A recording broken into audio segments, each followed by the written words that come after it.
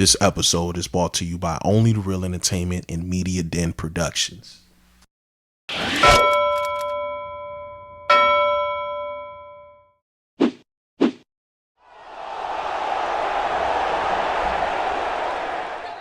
What's going on, ladies and gentlemen? It's your boy Reela. This is episode 55. Cam, how you feeling? I don't even know, to be real. Come on, bro. What you don't know, bro? I don't know, bro. I mean, we've been talking a lot, over the group chat, and so Yep. I don't even know. I would say that I've been trying. I think I've been doing a great job managing my mental and emotional health over these Lakers, but Okay. Fair. But at the end of the day, it's still my favorite team. Obviously the Heat is my second favorite team, but the Lakers are my top team. And so it's like, when they play each other, usually when the Lakers and the Heat play each other, I don't normally get I'm pretty even killed because they're both, my one and second team. You feel me? Right. But when it goes a certain way, that's when By certain way you mean 41 points? Yeah. I mean we can really dive into it. If anybody has ever seen the Lakers and Heat game, we're recording this on Thursday, December 5th, so that happened on December 4th on a Wednesday. The Heat straight up obliterated the Lakers by 41 points. Obliterated them. And I mean, hey man, there's a lot to say, man. But I do want to ask, was that Laker woes to you, or was that Heatle luck? Oh yeah, you already know it's some luck. Yeah, it's some little bit of We just played the Celtics, and I mean they have a leprechaun, so I think it's just we saw a stat earlier today. For the first time in 77 plus years of the NBA. What was it? Where's my cellular device? I'm looking for my cellular device like it's not in front of me. It was the first time it happened, and me, you, and Quest was talking about it. Y'all give me a second here. Man, we talk a lot. That's what's up. Screening. We do talk a lot. We definitely do talk a lot. I believe it was 50 boards, 40 assists, and I forgot what the other one was. But anyways, that was done the first time ever. We are a historically pathetic third quarter team. So when it was up in the first half, me and Quest like, man, we need to vibe up. I ain't even responding to my boy. I'm on the sticks with the game, you know what I'm saying, tucked to the side, so I don't, you know what I mean? It's on film. But yeah, man, I want 2K, and then the third quarter pop off, and Tyler starts off bad, by the way, ladies and gentlemen. He started off 1 for 5. I'm like, uh-oh, here comes a disaster class. And then the third quarter happens, and he hits 1 3, then another, then a third, then a fourth, then an and 1 3, then a deeper 3, then an even deeper 3 before that. I'm like, oh, hold on. This score kind of getting crazy. And they never look back. It's just, sometimes you get lucky. Bam, you went from Scam Adebayo to actually Bam. I'm happy for you. I thought you was going to put up 2021 Draymond numbers. We see the fan club on Twitter. It looked like you remember how to play basketball, and I'm proud of you. We need you to do that for the continuance. Until further notice, we need you to play like that. And the bench reacted well. I knew we were going to win when pathetic Terry Rozier had a great game. Sorry, I got to throw you under the bus, bro. But it's all right. I ain't going to reverse it. But yeah.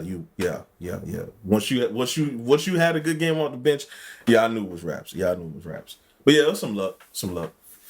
What do you think? Well, I know what you think, but what do you think for the audience? Yeah, bro, it's Laker woes. They've been playing like this for at least 6 games. Okay, what's the woe about? Is it the defense? Is it the offense? Is it both?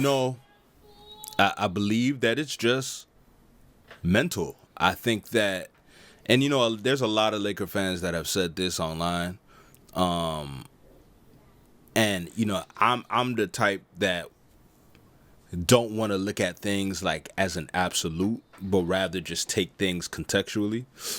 Even though I'm not blind, like I can see things, but when it starts getting worse, that's when it starts really getting worse for me. And so at the end of the day, it just comes down to players just showing who they really are at the end of the day. You know what I mean? And one big way that you can figure out how players really are is how fans of other teams that they used to play with describe them. And it sounds like you're getting at D'Angelo, Rui, Gabe Vincent. There's a lot of people who came from other teams. Yeah, and I would point it out for this conversation specifically, Rui and D'Lo. Granted, D'Lo could only do so much, and I think that for the most part, D'Lo played is about as good as he could, considering how that game went. But at the end of the day, these are some guys that, they need. I hate to say it like this, because I really don't.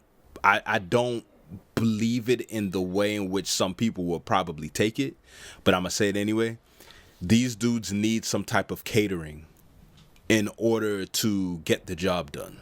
Catering on offense or catering off the court? What are we catering to? Catering to them on the court, as in, when you have some players that need the ball in their hand in order to stay engaged in the game. Yeah. There's some guys that when they don't get the ball, they pout. And it ruins then there's some guys of the game, right? Yeah, but now, granted, I don't think that they pout. They don't complain about that. What happens is that is their engagement in the game. And that's the problem. You know what I mean? When guys need the ball in their hand in order to be engaged, that's when all right, you are looking at the game in a real skewed way instead of the totality of it. Right. And so when you have other guys that can look at that part of the game, but then also recognize, hey, there's other needs that is necessary, and I can fulfill those needs if I don't get the ball. Those are the teammates that you want on your team that will eventually put all the pieces together. There aren't guys that know how to screen well, guys that will take every effort known to man to rebound the ball, guys that will make the extra swing pass, guys that will dive on the floor, guys that will communicate. Like I think that a lot of people underestimate communication too. If you don't play ball, you won't know. You play ball with me. I am the loudest person on defense. Screen left, screen right, back court. Watch him. Yes, you are. I'm always the loudest because I know what it's like to be walled by a screen out of nowhere, bro. Yeah, that's how you're supposed to play the game, bro. That's true. Like, there's some people that don't communicate, but how are you supposed to, properly defend if you don't communicate? You don't have eyes in the back of your head. No. Some things may happen all over the place, and you're like literally focused on your matchup. Right. You know what I mean? So you need communication. And truthfully, just like everything else, like for instance, like the human touch or whatever, the human voice, like communicating, really does excite the synergy amongst everybody else that's on the court. That's fact. You start to feel the energy a lot more when everybody is talking. Right. You know what I mean? And so there is plenty of guys, if not all the guys for the most part, on the team that don't do those type of things. Yeah. And so I've already told y'all before, like, there's some maneuvering that can and should happen within the roster until moves are made. But you really just have to kind of cut off the ones that can only be engaged for part of the game and get guys that are totally engaged through and through. Simple as that. That's a tough ask, though. A lot of guys in the league, especially the newer guys, they aren't. Because you got to remember, all of these people, for majority of their life, they're either the best player, the second best player, the third best player on every team they've ever played for. So when you're asking a guy to go from being a top 3 option his whole life to being a 7th option, it could be a little bit of a wake-up call. Sometimes you got to get a guy who's, you know what I mean, had some success when they were younger and had to eat some crow and go overseas. PJ Tucker had to do that. Did what he needed to do, came back an absolute ready-to-do-it-all role player. Pat Bev is another one, averaged 36 in high school, went overseas, came back ready to do whatever it takes. It takes a very special player, right? So that's asking a lot from certain guys, and certain guys are just never going to fully buy in. And like you said, even if they don't pout, their body language will tell you, the defensive lapses will tell you, the pathetic screens will tell you, the lackluster rebounding effort will tell you. It'll tell you. And JJ is getting a lot of flack because I think they have a similar record to when Darvin Ham was, but they're not contextualizing it. They just want to chastise him because he was on, the podcast with Braun, and they felt like Braun backdoored Ham. When that's not the case, right? You can tell with that JJ Reddick #1 is taking accountability. And everybody's saying, he's losing the locker room. I don't think that's the case. I just think it's a bad mix of certain lineups, and certain guys are pouting. LeBron is not absolved from it. AD is playing hurt.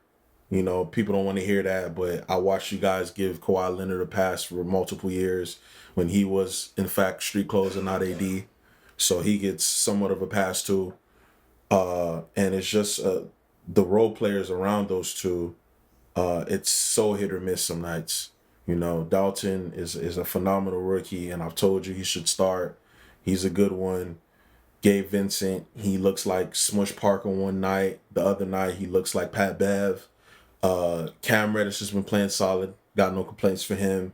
Max Christie looks like a shell of himself. D'Lo, he had to be pulled from the starting lineup because he was horrible defensively. And then another one of those that will pout. Rui is pouting. So what true pieces are those two left with around those two?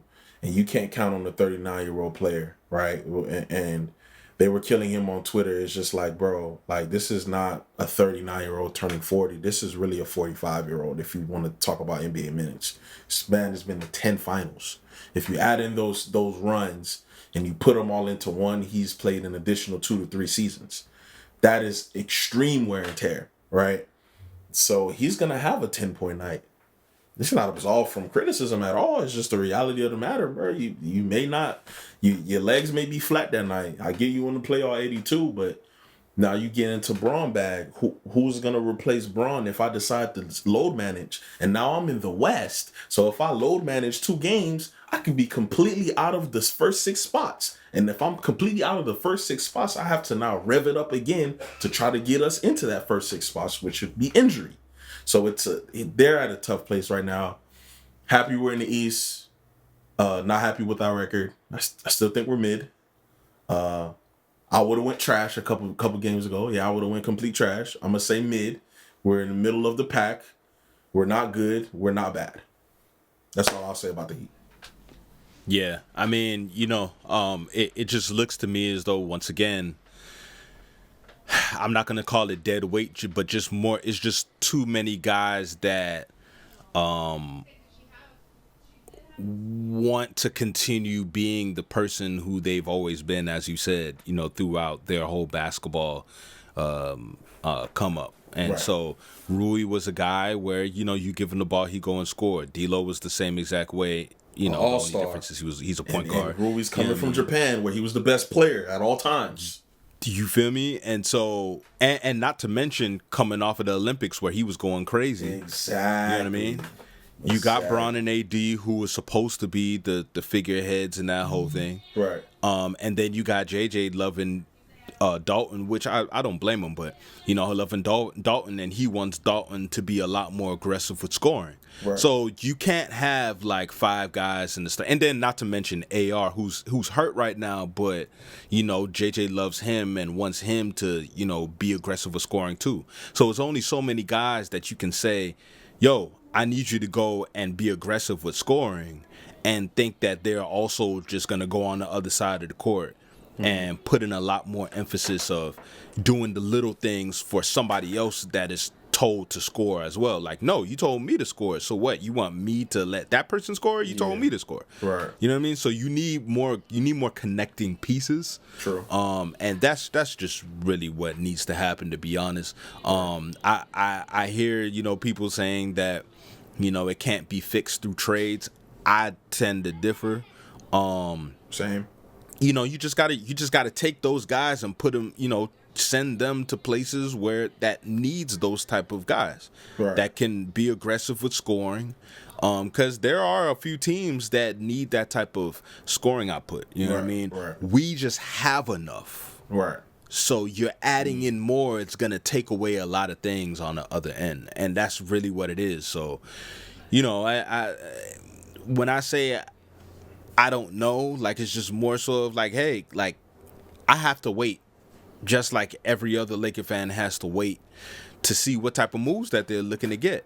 If they can go out and they can get some guys, some connector pieces, guys that value doing the small things, whether it's Dorian Finney-Smith, I wouldn't even be, opposed to Dennis Schroeder coming back, only because he provides a lot of rim pressure, and he actually does do the little things as well. I'm not saying that that's one of my top guys that I would love to get on the roster. I'm just saying I wouldn't be opposed to it. But guys like Dorian Finney-Smith, or guys like, I don't even know. Like, but Dorian is a top guy in my head that I can see that values doing that little stuff. He doesn't need the ball like that, and he can still hit shots. You know what I mean? We've already talked about Bruce Brown before. People know how I feel about Bruce Brown, but at the same time, he is one of those guys that values the little small details that connects everything together. You know what I mean? And he'll be able to do whatever he got to do once he does get the ball in his hands and have the opportunity to score. So that's really what needs to happen, to be honest. Like, as I said, you have enough scoring on this team. Now it's time to take a little bit of that away, empowering certain people to score all the time, and plug in guys that you empower to do the little things, so that those guys that score can do it a lot more efficiently, and everybody else would be able to contribute, especially on the defensive end. You know what I mean? So that's where I'm at with it. We'll see, man. December 15th is right around the corner. That's when majority of the league is eligible to be traded. So we'll see. We'll see. Before we move on to the next topic, this is a random player that just came into my mind. I literally would not have thought about this. How would you be susceptible to getting a Jonathan Isaac on your squad?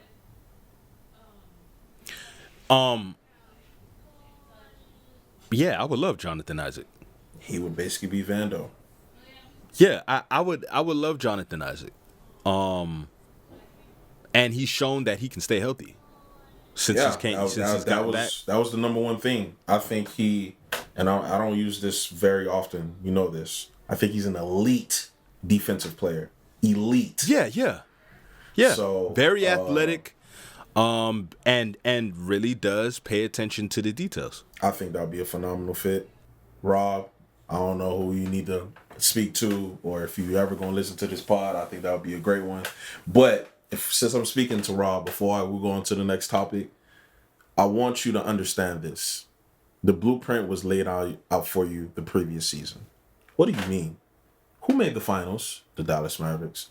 How did they make the finals? They made a trade.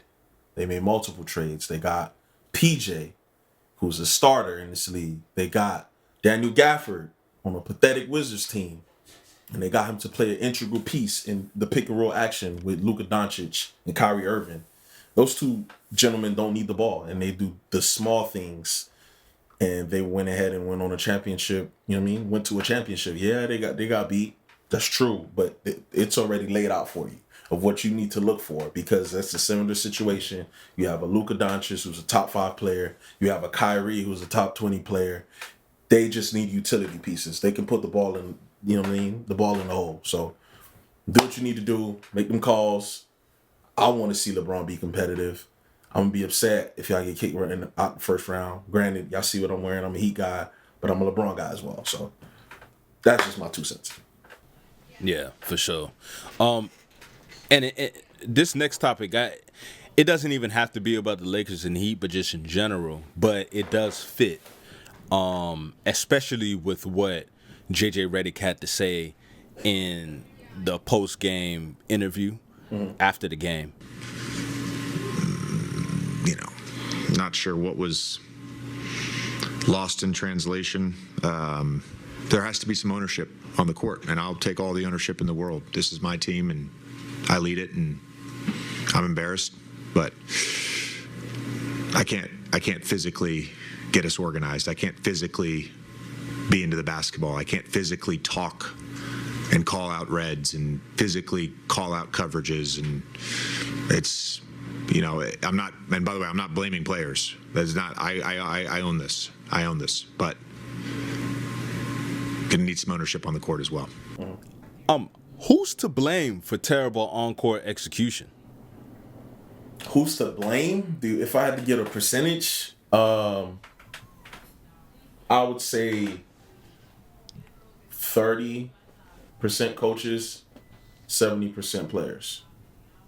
Now, Break that down.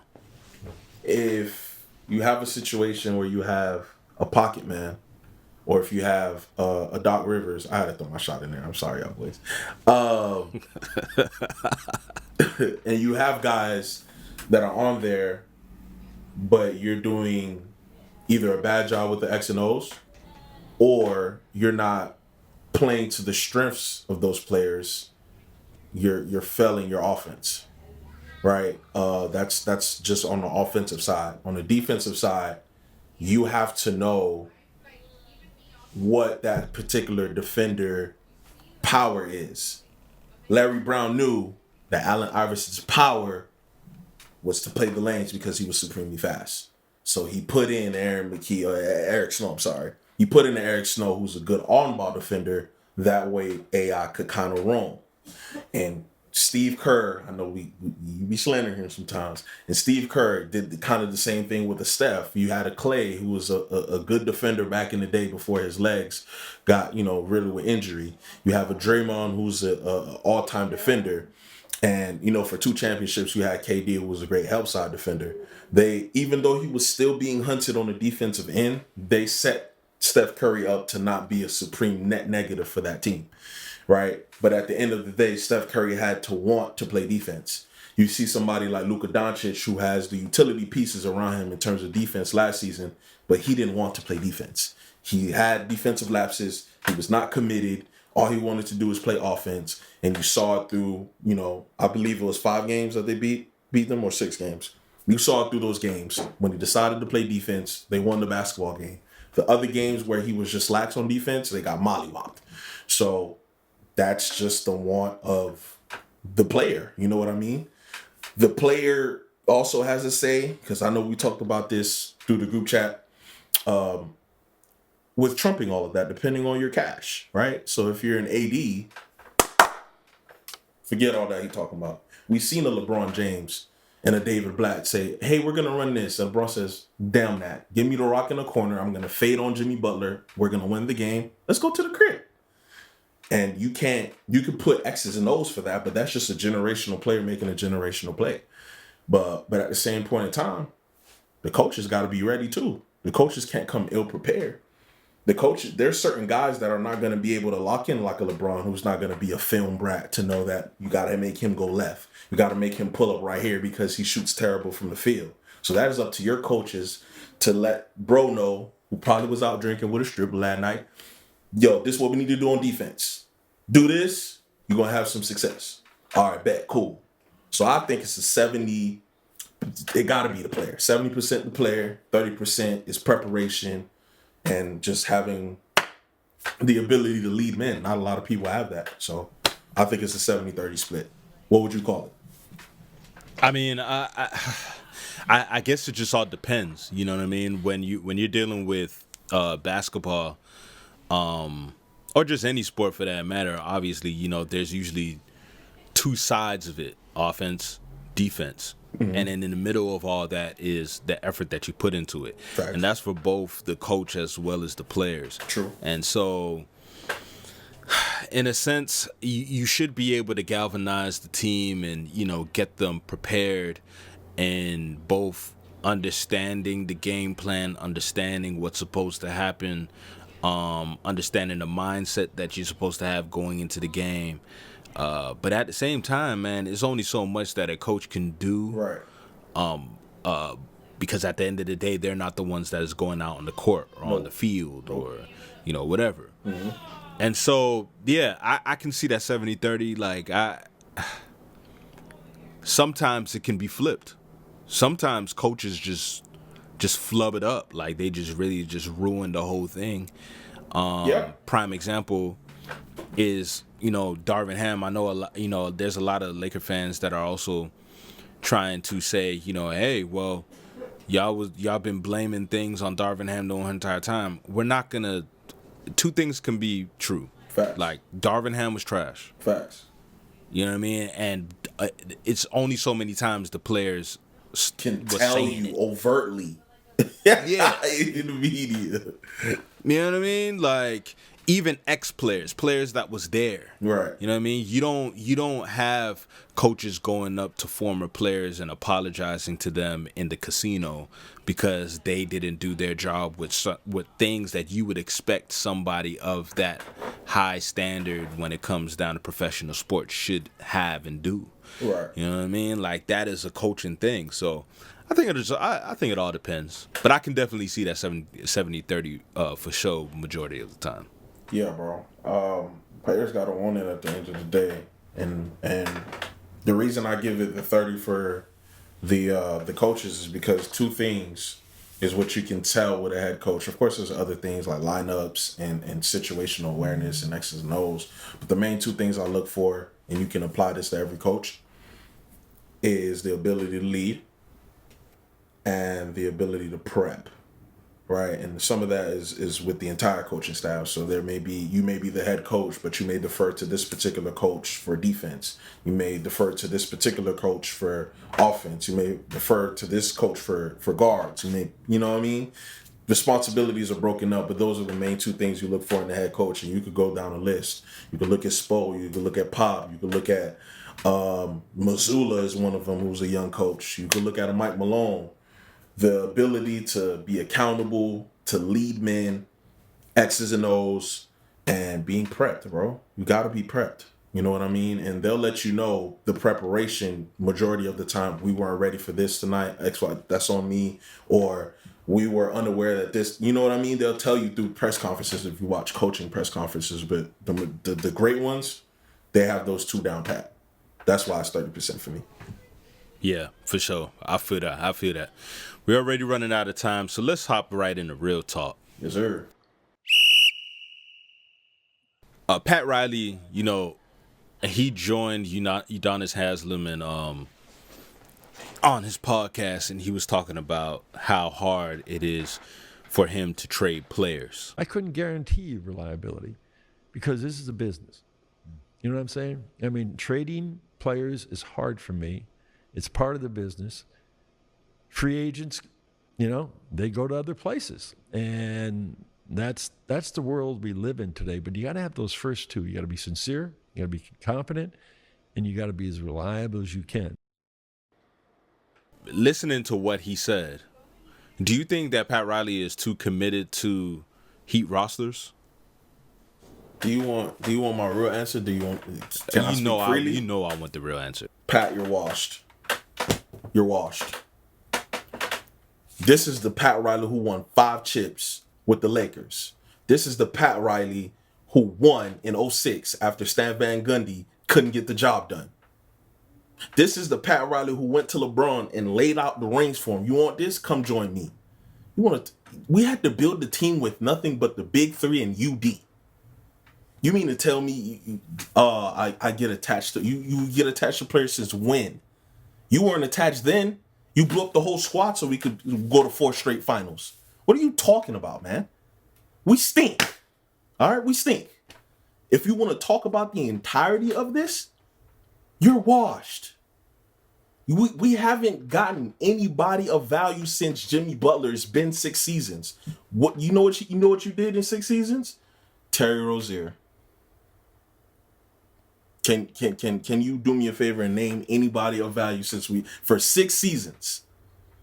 And you want to talk about I have emotional attachments. Since when, Pat? You have an arena named by you. You don't get that by attaching yourself to players out of love, and now you're sabotaging the franchise. You don't get your name on there like that. You make the tough call, just like you made the tough call to choose Magic over Norm Nixon, nigga. What are you talking about? You're washed. Now what are you gonna do about it? Just continue to be washed and step down and let Spo go up and let somebody else coach? Or are you gonna do what you need to do? Because we need help. We stink. That's what I got to say. I ain't got no long real talk. I'm crashing. Before I say anything that'll get us canceled, Pat, you're washed. UD, you're enabling him. We stink.